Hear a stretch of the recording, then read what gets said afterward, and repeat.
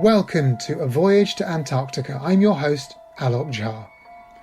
This week we're talking all about penguins with Ruth Peacey.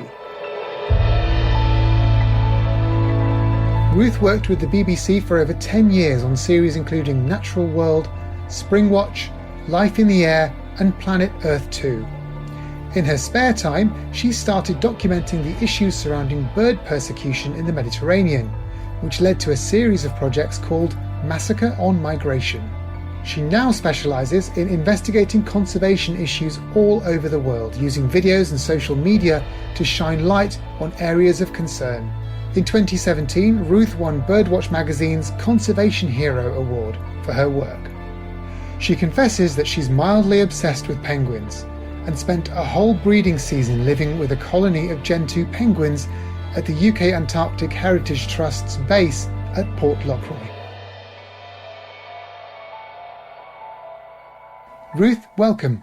Penguins. We're here to talk to you about penguins. Penguins are, for many people, a symbol for Antarctica. It's the thing they think of when they think of the continent and the surrounding waters. Just give us a bit of a history of these birds. Where did these birds come from? How did they end up on Antarctica? So penguins were originally found all over the world, effectively. You had these big, large flightless birds that were all in one continent. This species is millions of years old, not necessarily the specific species that we've got here today, but the kind of genre of penguins, so to speak, are millions of years old. They were found everywhere. And as the continents have drifted apart, they've found themselves in Antarctica. And the reason primarily that they're in the places where they're found today is because of the cold currents that surround the areas where they are. So they're only found in the southern hemisphere. They're found, funnily enough, as far north as the equator regions. But in the equator where they're found, it's because of the cold water around them, and that provides great feeding grounds for them. But also in Antarctica, they found themselves in a place where there aren't any land predators. So that's a key thing for a flightless bird that can't get away. If you've got a fox or something that comes along to try and predate it, typically most birds will fly away to evade predation, but penguins don't have that option. And so they've had to sort of evolve and exist only where there aren't really land predators or natural land predators for them. So these flightless birds have evolved from birds that used to be able to fly, what one assumes, millions of years ago. What kinds of species were there in the past that we might take note of that don't exist today? So in the northern hemisphere, you've got something called the great auk, which is quite it's typically known as the penguin of the north, and these auk species are still known as penguins of the north. These are birds that in the UK we might be familiar as seeing razorbills or guillemots, but much further north you've got things like little auks, which basically look like penguins but can fly and are really tiny. And until probably just over 100 or so years ago, there was a giant one of these birds called the giant auk, and or the great auk, I should say. And unfortunately, that was hunted out. Now, in New Zealand and Australia, which is where our kind of the penguin species that we're all sort of fairly familiar with, whether that's on TV or through documentation from the Antarctic Heritage Trust or anybody else who's spent time in Antarctica. These came from species, really giant species that were more than 5 foot tall. They've just found new fossil records of these birds. And I was fortunate enough to visit a university in Dunedin last year for the Penguin Conference and actually saw one of these skeletons for myself. And they really are enormous, absolutely enormous. A 5 foot penguin? A 5 foot penguin, yes. What is that terrifying, or is it just still quite cute? Personally, I still look back to the time when I saw my first ever penguin, which was the same height as me, and I was 4 at the time, and I saw the penguins at Edinburgh Zoo, and I loved them. So the idea of going out and finding a penguin that's the same height as me now would bring me so much joy. I can't even tell you. Moving to modern times then, what kinds of penguins live on the continent and the surrounding waters today? Just give us a bit of a guide. So, talking about Antarctic penguins specifically here, the penguins that you find there are you've got the kind of royal penguins. So they are the emperor penguin, which is found entirely exclusively on Antarctica continent Maine.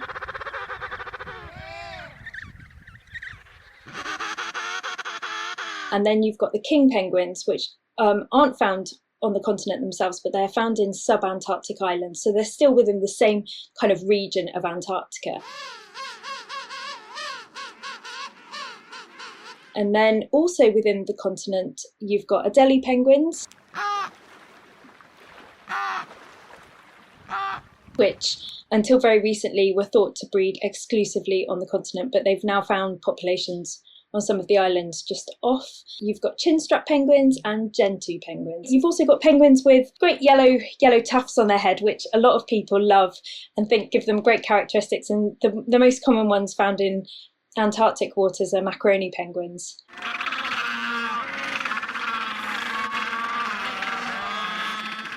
Just slightly further out, you've got rockhoppers as well. So there's quite a lot of penguins that are found in and around Antarctic waters. And they live in what kind of life are they living? I mean, they live in huge colonies? We know that much. What do they eat? So all of the Antarctic species do live in huge colonies, which is amazing, as you say. And most of them feed, at least to some extent, on krill, which is kind of the very keystone species in Antarctica. It's a tiny shrimp-like creature, which is probably only a couple of inches long. It really does look like a little prawn, and these are found under sea ice in great concentrations, which is why you get a lot of penguins in Antarctica. Now, penguins have lived for a long time in these waters, as you've said already. And in fact, you've lived with a colony of them, Gentoo penguins at Port Lockroy. And interestingly, Port Lockroy, the base in Antarctica there was chosen as a site because there were no penguins. But now it's actually a famous colony where you've been.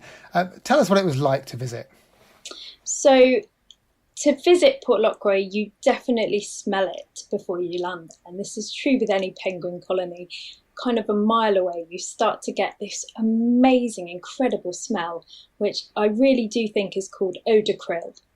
It just smells of it does smell of krill.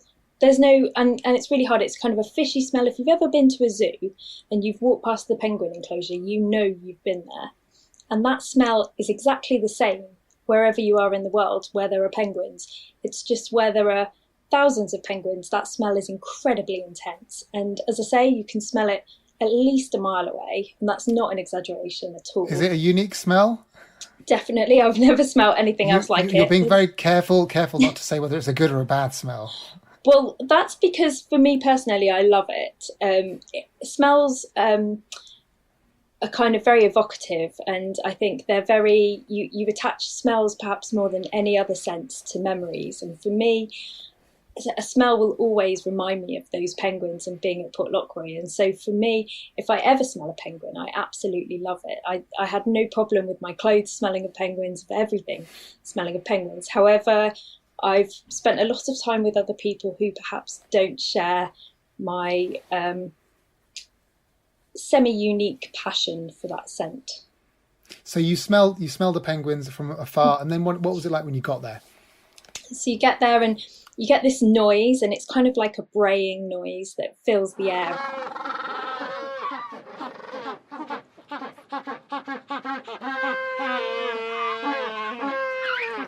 So in Dutch, the word for gentoo translates as donkey penguin. And that's basically because of this braying call that they give off. And you can hear that, and you're immediately surrounded by this sound and this smell. And you just look to your left and you look to your right, and there are just penguins everywhere. And they're constantly calling. They're very vocal. And when we first arrived, there was still snow and ice everywhere. So the penguins hadn't yet started to breed when we first got there. And this is amazing because we first we actually got there just as all the penguins were coming ashore for the first time that year, which is a pretty remarkable thing. So every year the penguins breed, and they breed from kind of late November through to March, and then they all head off to sea to feed. And then the winter they might pop back in small numbers, but at the start of the breeding season they all come ashore. When they're at sea, they're feeding in numbers of a couple of hundred at a time in these things called rafts. And they're not actually physically attached to each other, but they're swimming so closely together that it kind of looks like a raft of penguins, and that's to evade predation. And basically what happens is all these birds come ashore at the same time. They all follow the same path. They'll walk for a couple of miles along the ice and snow to get to their breeding grounds. And just everywhere you look, you can just hear this like pitter patter, pitter patter, bray bray, pitter patter, bray bray. And it's just and kind of a bit of a honk, and occasionally there's a bit of a pooping sound, and it's a classic cartoon pooping sound as they stop to force some of their guano out. And I know that's quite a grim thing to talk about, but you really have to get to grips with guano if you're talking about penguins and being in that colony. And we followed these penguins all the way back to their breeding ground, and this is all around the base at Port Lockroy. And so everywhere you looked, you had these pairs sort of reforming. You could see them bowing to each other and kind of calling like prrr, and almost like a purr call towards each other. And then they would do this big bray, which is known as an ecstatic call. And this went on and on and on, and they were really forming their bonds. And then the snow started to melt, and as the snow melted, you could see the areas where there had been pebbles previously, and this is where they start to build their nests. So they start to bring the stones in, but they're really waiting for that layer of snow to melt before they start to breed. I have a interesting story about penguin guano, which you may know already, but I'll share it anyway.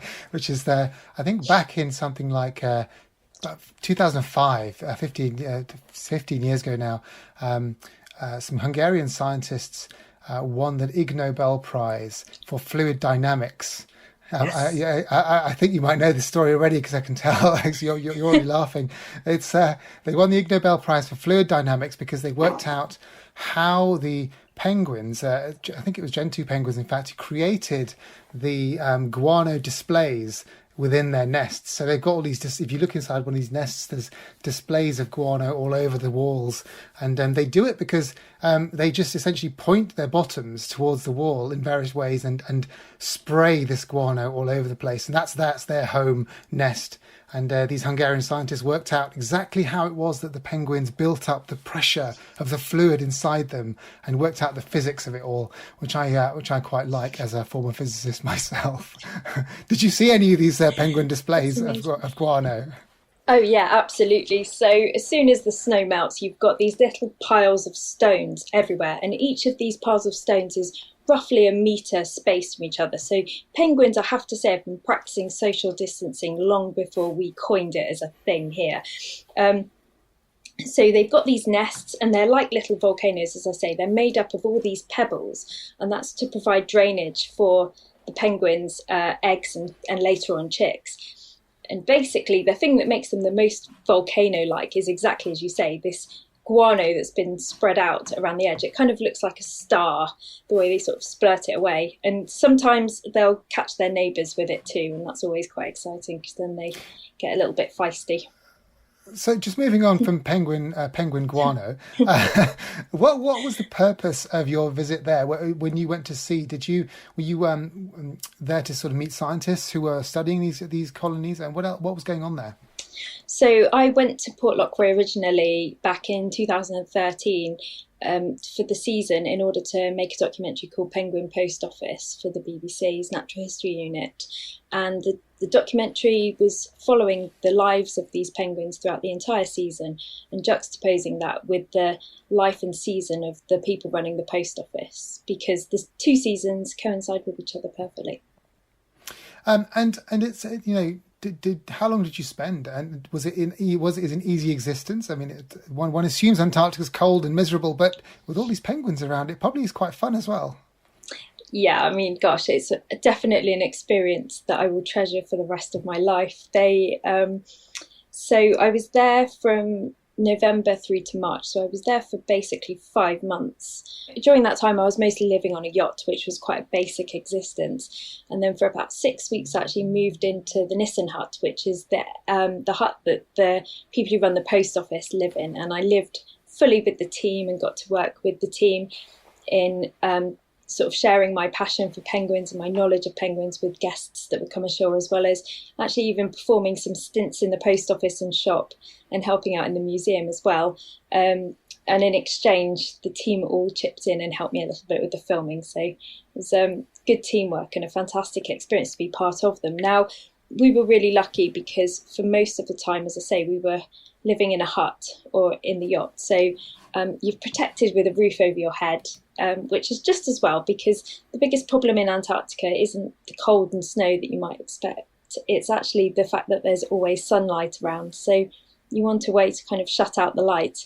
During the summer season down there, it's light 24/7 or near enough, even at the latitude that Port Lockroy's at. It gets sort of dusky dark at best on the 21st of December, and it's pretty much light for a really long time. So you want to be able to close your eyes and find some darkness in order to sleep. But there were days when we had massive blizzards on the way down. For example, to Port Lockroy, I sailed from South America with Helen, who was the base leader that year, and Tudor Morgan, who was acting as our guide and opening up the post office for us. And we travelled down in the yacht, and it was so cold on the way down. We hit 67 knot winds. We had such cold temperatures that my sleeping bag froze. So the end foot of my sleeping bag was absolutely frozen solid. And when we first arrived at Port Lockroy, the bay that's normally open, so any visitors going to Port Lockroy will see an open bay, and the Zodiacs will take them in and ashore and able to visit the post office and the penguins, of course. For us, when we got there, that bay was completely frozen, and we had to eventually drive the boat into the ice, tie onto an iceberg, wait a couple of days, and once we were sure that the ice wasn't going anywhere and was safe enough for us to stand on, we actually had to walk out over that sea ice, which is always a little bit risque. So I'd say how thick was the sea ice? How thick was it? Well, at one point, Andrew, who was the cameraman I was working with, put his foot through, kind of up to his mid thigh. Yeah, so that's terrifying. Yes, it really was terrifying. But you kind of see the penguins walking across it, and you think, oh, it's okay. But the penguins. No, they live there. They know what they're doing. Exactly. Yeah. So it wasn't particularly thick ice, but we were really fortunate in so much as I say, we had shelter, and yes, we did have quite a few blizzard days where it was really, really, really cold. But also in summer now, down in Antarctica, it gets quite warm. So actually, the thing that I was most disappointed about was seeing rain down there, because I really didn't kind of brace myself to see rain, but unfortunately we had a few rainy days. So you're not the first person to interact with penguins on a visit to Antarctica. Probably everyone who's been to Antarctica has had some amazing story with them, including the great explorers. So Robert Scott, Captain Scott, interacted with these animals, tried to study them, and he led a team to actually try and understand the history of the birds a bit more, didn't he? Yes, he absolutely did. And his plan was to try and get to grips with these giant penguins that were reported down in Antarctica. And when I say giant penguins, I'm talking about the emperor penguins that still live down there. Now, Captain Scott was set on heading towards the South Pole, but he was very keen on science being a huge part of his expedition. And he brought along Wilson, who was his scientist and zoologist, and they also had a guy called Cherry Gerard, who actually bought his way onto the expedition, although he was a significant funder or donor towards the expedition, and so they took him along as an assistant zoologist. And he subsequently wrote a book entitled The Worst Journey in the World, which is exactly this expedition. So whilst Scott was heading off into the South Pole, which to me sounds like the worst journey in the world, these guys went off. They were competing for the worst journey in the world, basically, yeah. Exactly, yes.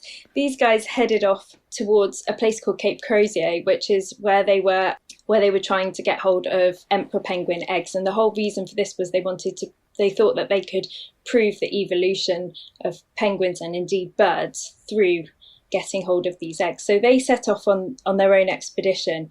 And it does sound like a pretty hideous journey, I have to say, to put it lightly. But fortunately, whilst everybody else in the Scots team didn't make it back, these guys did come back successfully. They got their eggs sent back to the British Museum, but nobody ever looked at the embryos. You can see these eggs in the back drawers of the Natural History Museum, but no one's ever looked inside to check out the embryos. All of that work was for naught. Pretty much, yeah. Hence, I think, why it's called the worst journey in the world.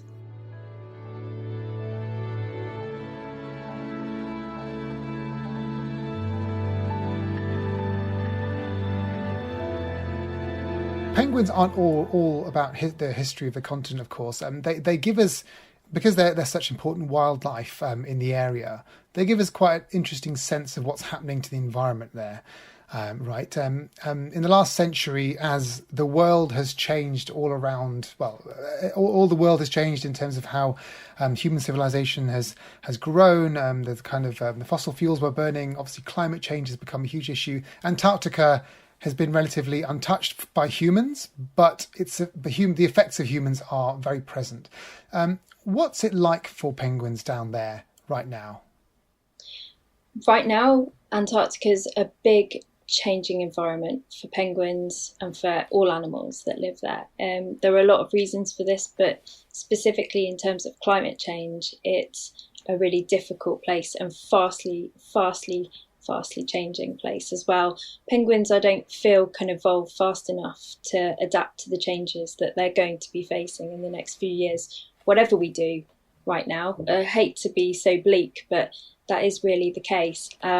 I think there is hope, of course, and that there will be a lot done to mitigate the problems, because we have to face up to something sooner or later. And I do hope that that there'll be enough penguins around to see that. But for now, it's not looking good. I mentioned earlier, the emperor penguins rely on sea ice currently in order to breed. So with the loss of sea ice, you're going to lose emperor penguins.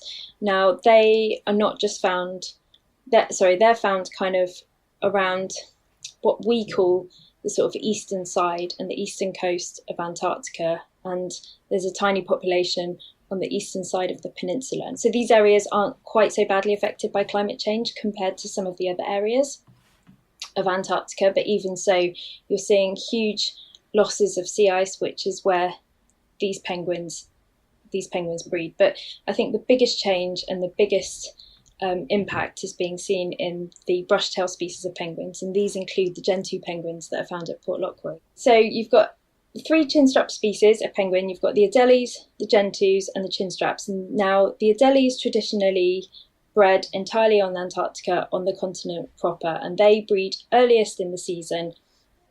They also rely on sea ice in order to feed, because they feed more exclusively upon krill, which is found just in highest concentrations just underneath the sea ice. So they want to time their breeding season so that they've got the most food around, and also they've got an ideal nesting spot.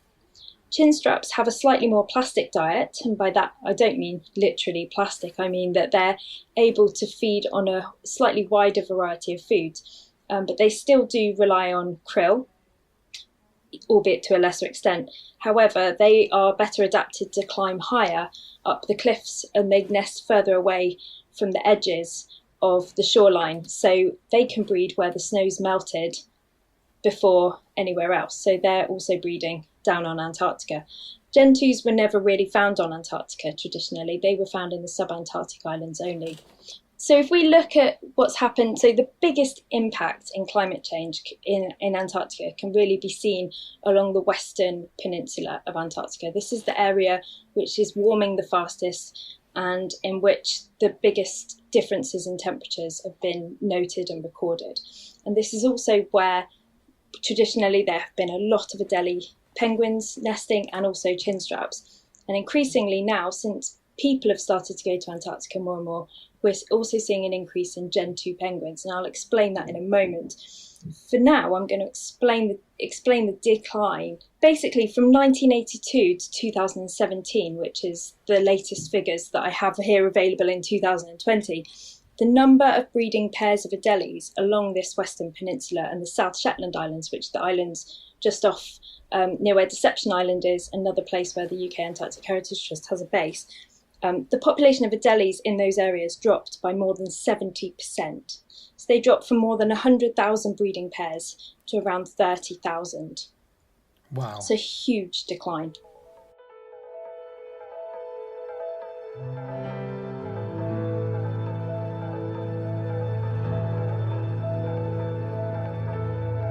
Ruth, the title of this podcast is Whether Penguins Can Predict the Future or Not. So are you telling me that penguins can predict the future? Absolutely, penguins can predict the future. What can we learn about what can we learn about the future of Antarctica and the future of our climate from the way that penguins are moving around and coping? I think what we can learn from penguins for the future of our climate, and certainly for Antarctica, is that we have to be adaptable. I think we have to learn that there are problems and that climate change is most definitely real. I think there's been a long time where people have unfortunately discussed whether or not it's happening, and during that time we've lost time. We've lost time to make a difference. We've lost time to make those changes. Now I think everybody is in agreement. There's no ambiguity that this is an actual thing that's happening, and these penguins are real, true indicators of that. And I think this is our chance. This is a signal that we need to do something to make a difference. Absolutely, no question. I think beyond that, we can look at the penguins, we can look at the Gen 2s, and we can think, hang on, okay, climate change is happening. What opportunities does that open up for us? We don't necessarily have to take homes or things from other people and other species in order to take advantage of climate change, but we can take advantage of the warmer temperatures and the different areas, and we can use that for the betterment of humankind and hopefully the protection of nature as well going forward. I'm optimistic that we can always find good in any situation, and I think if we use science and we keep watching wildlife and learning from it, then I really think that there's a lot to be hopeful for. Is there anything that the listeners of this podcast can do to help in terms of the conservation of penguins, or making sure that we keep them safe during this time of great upheaval? Gosh, yeah, there's so much you can do for penguins. Primarily, I would say absolutely check out the UK Antarctic Heritage Trust website and learn as much as you can about the penguins around Port Lockroy and the work that those guys are doing to contribute towards science. Every year, the team there count penguins, and they're looking at how tourism is having an impact on those numbers. I'm going to give you a quick spoiler alert. Don't worry, there's no noticeable impact, or I'm sure they'd be shutting down operations. But beyond that, you can go onto a website called penguinwatch.org. How exciting is that? You can actually sit at home here in the UK or wherever you are in the world. You don't have to be actually in a place where there are penguins, and you can contribute towards penguin science by looking at penguins. It's a genuine thing, and particularly if you're stuck at home, if it's a rainy day or you can't go out for any reason whatsoever, what better excuse than to go online and just watch penguin populations and count them and know that what you're doing, clicking on every penguin that you can see on a screen, counts towards science. And I have to say, and I take this as a personal challenge, so far this is open to any age group, and it seems that children are better at it than adults. So I think we need to improve our technique, adults. I'll just finish the penguin chat with this one thing I learned recently, which is that in Mandarin, if you translate the Mandarin for penguin, it translates directly into English as business goose. Did you know that? I didn't know that, but that's amazing. It doesn't surprise me at all. There we go. I'm very pleased to have taught you something about penguins. Let me ask you finally, why does Antarctica matter to you? Okay, Antarctica matters to me firstly because it is the primary home of the penguins, the species that I love more than anything else in the world.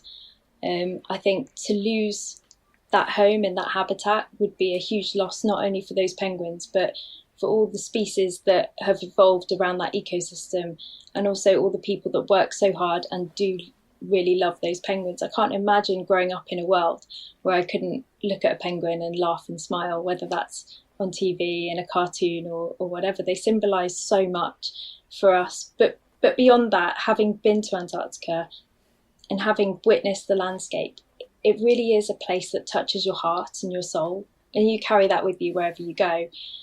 I can't describe it. I couldn't ever paint a picture of Antarctica because it's full of so many different colours. You imagine the whites of the ice and you imagine the blues of the ocean, but you don't realise the pinks and the purples and the kind of deep greys that the sky form. You don't picture the blues of the ice. And when I say the blues, there are so many more colours of blue than you could even ever find in any paint box whatsoever.